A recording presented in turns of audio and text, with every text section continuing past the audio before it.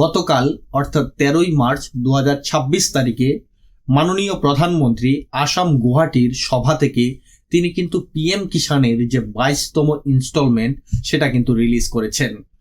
তো আপনারা যারা যারা এর আগে পিএম কিষানের যে টাকা পাচ্ছেন বা নতুন করে যারা এবছরে আবেদন করেছেন সকলের জন্যই কিন্তু আজকের ভিডিওটি খুবই গুরুত্বপূর্ণ। কারণ আজকের ভিডিওতে আপনাদেরকে জানাতে চাচ্ছি যে আপনারা যদি এই দুটো কাজ না করে থাকেন তাহলে কিন্তু আপনাদের পিএম কিষানের টাকা ঢুকবে না। এবং কি করে আপনারা চেক করতে পারবেন যে আপনারা এবার 22তম ইনস্টলমেন্টটি পাচ্ছেন কিনা, কি করে আপনারা আপনাদের অ্যাপ্লিকেশন স্ট্যাটাসটি চেক করতে পারবেন। তো চলুন আজকের ভিডিওর আলোচনা শুরু করি। তার আগে ছোট্ট একটি রিকোয়েস্ট, ভিডিওটিকে অবশ্যই লাইক করুন এবং শেয়ার করে অন্যকে দেখার সুযোগ করে দিন। আমাদের চ্যানেলটিতে নতুন হলে অবশ্যই চ্যানেলটিকে সাবস্ক্রাইব করে পাশে থাকা বেল আইকনে ক্লিক করে অল অপশনটিতে ক্লিক করতে ভুলবেন না। তো বন্ধুগণ, জানিয়ে রাখি যারা নতুন আবেদন করেছেন এবছর পিএম কিষানের জন্য, আপনারা যে আবেদনের সময় ব্যাংক অ্যাকাউন্টটি দিয়েছেন সেই ব্যাংক অ্যাকাউন্টটিতে যদি আপনার ডিবিটি লিংক না থাকে তাহলে কিন্তু আপনার পিএম কিষানের যে টাকা সেটা কিন্তু ঢুকবে না। এবং যারা এর আগে পিএম কিষানের টাকা পাচ্ছেন আপনারাও একবার এই ডিবিটি লিঙ্কটি চেক করে নেবেন।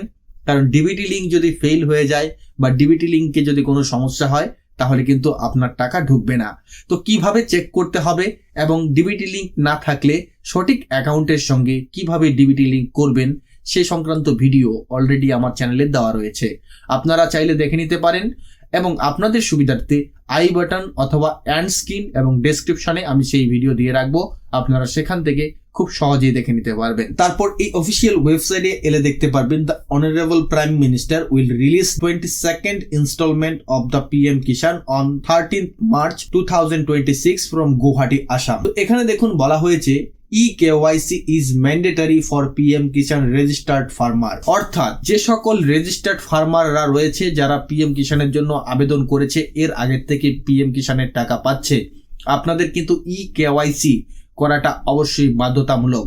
যারা যারা EKYC করেনি তারা কিন্তু টাকা পাবে না। তো জানিয়ে রাখি এই EKYC চাইলে আপনারা নিজেরাও করতে পারবেন ওয়েবসাইট থেকে, অথবা আপনার নিকটবর্তী কোনো CSC অর্থাৎ কমন সার্ভিস সেন্টারে গিয়েও সেই EKYC আপনারা করতে পারবেন। তো আপনারা নিজেরা যদি EKYC করেন তাহলে আপনাদের আধার কার্ডের নাম্বার দিয়ে আধার কার্ডটির সঙ্গে একটি মোবাইল নাম্বার লিঙ্ক থাকতে হবে এবং সেই মোবাইল নাম্বারে একটি ওটিপি দেওয়া হবে। সেই ওটিপির মাধ্যমে আপনারা কিন্তু EKYC করতে পারবেন। এবং যাদের মোবাইল নাম্বার লিঙ্ক নেই আপনারা কিন্তু আপনাদের নিকটবর্তী CSC সেন্টারে গিয়ে বায়োমেট্রিক অথেন্টিকেশনের মাধ্যমে আপনারা কিন্তু সেই EKYC করাতে পারেন। তো চলুন এবার দেখে নিচ্ছি আপনারা কিভাবে আপনারা এই পিএম কিষানের স্ট্যাটাস চেক করবেন। তো আপনারা এই অফিসিয়াল ওয়েবসাইটে এখানে এসে নিচের দিকে আসবেন।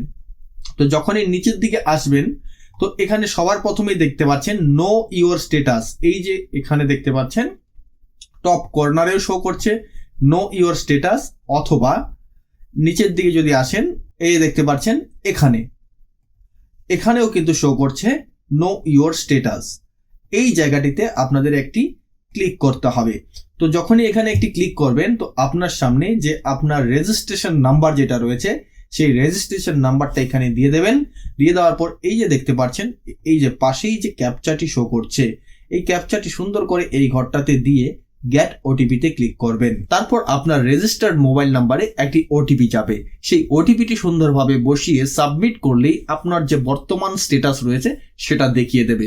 তো এবার যারা যারা পিএম কিষানের টাকা পাচ্ছে সেই বেনিফিশিয়ারি লিস্ট সেটা আপনারা কিভাবে দেখবেন, তো চলুন সেটাও দেখিয়ে দিচ্ছি। তার জন্য এই যে দেখতে পাচ্ছেন এখানে বেনিফিশিয়ারি লিস্ট রয়েছে, এই বেনিফিশিয়ারি লিস্টে আপনাদের একটা ক্লিক করতে হবে। তো যখনই বেনিফিশিয়ারি লিস্টে ক্লিক করবেন তারপর এখান থেকে আপনার স্টেটটা সিলেক্ট করতে হবে। তো এখান থেকে যথারীতি ওয়েস্ট বেঙ্গল সিলেক্ট করবেন, তারপর এখান থেকে আপনার ডিস্ট্রিক্ট সিলেক্ট করবেন। তো এখানে ডিস্ট্রিক্টটা আপনি সিলেক্ট করে নেবেন, আমি যে কোনো একটা সিলেক্ট করে নিচ্ছি। তারপর আপনার সাব ডিস্ট্রিক্ট অর্থাৎ আপনার যে ব্লক রয়েছে সেই ব্লকটা আপনি এখান থেকে সিলেক্ট করে নেবেন। এখানে আপনার সেই ব্লকের আন্ডারে যে যতগুলি গ্রাম পঞ্চায়েত রয়েছে সবগুলি গ্রাম পঞ্চায়েতের লিস্ট এখানে শো করবে। তারপর এখানে ক্লিক করে নেবেন। ক্লিক করে নেওয়ার পর এখানে গেট রিপোর্টে ক্লিক করবেন। গ্যাট রিপোর্টে ক্লিক করলে দেখতে পাচ্ছেন ওই গ্রাম পঞ্চায়েতের এলাকায় যতগুলি ফার্মার রেজিস্টার রয়েছে যারা টাকা পাচ্ছে তাদের লিস্ট কিন্তু এখানে শো করে দিয়েছে। তো আপনারা এভাবে খুব সহজেই কিন্তু চেক করে দেখে নিতে পারবেন যে আপনার বেনিফিশিয়ারি লিস্টে নাম রয়েছে কিনা। তো আশা করছি আজকের ভিডিওটি খুবই হেল্পফুল ছিল, আপনারা এর দ্বারা অনেকটাই উপকৃত হয়েছেন। ভিডিওটি ভালো লাগলে অবশ্যই লাইক করবেন এবং শেয়ার করে অন্যকে দেখার সুযোগ করে দেবেন। ধন্যবাদ প্রথম থেকে শেষ অবধি ভিডিওটির সঙ্গে থাকার জন্য।